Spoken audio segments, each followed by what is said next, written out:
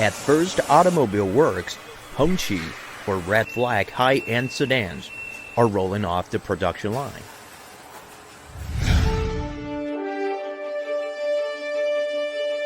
Both the sedan and the factory are the pride and symbol of China's early industrial endeavors.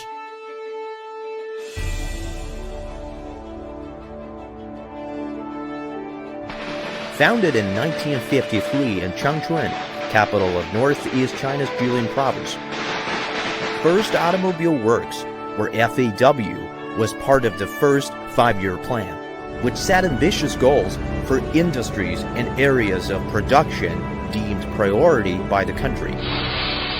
92-year-old Liu Jingchuan is the company's former chief designer. 这个汽车厂在建设之中，还没有正规的住的地方。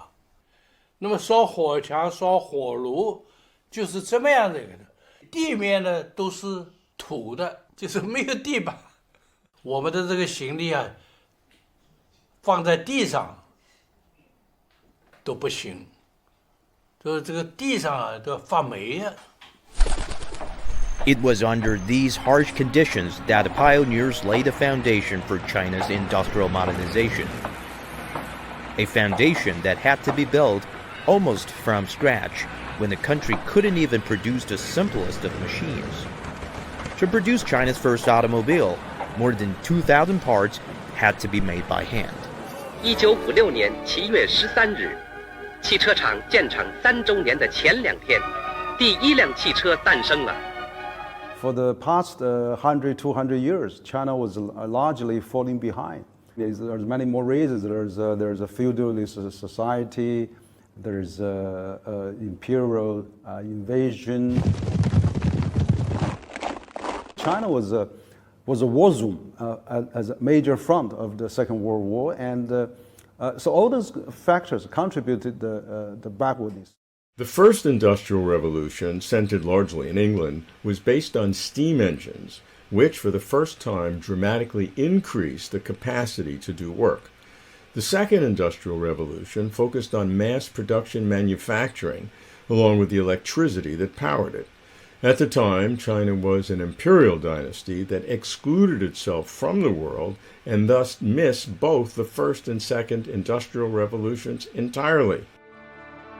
Making China's first vehicle, a heavy-duty truck, was a huge milestone. But FAW's aspirations didn't stop there. Their next big project, creating the country's own high-end passenger car. 81我们做成了这个轿车，记得好像是29台。到了11的时候，装上火车运向北京，向北京天安门献礼。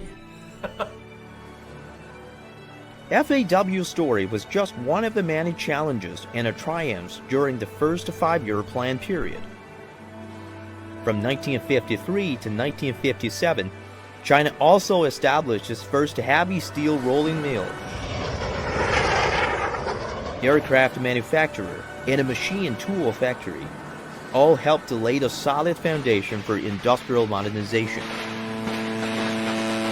And now the task of the newly founded government is to, first of all, restore all those damaged and or destroyed during those wars. But the second is to build new infrastructure projects, carry out the land reform, also greatly map out a plan for China to get into a more stable but also quick development.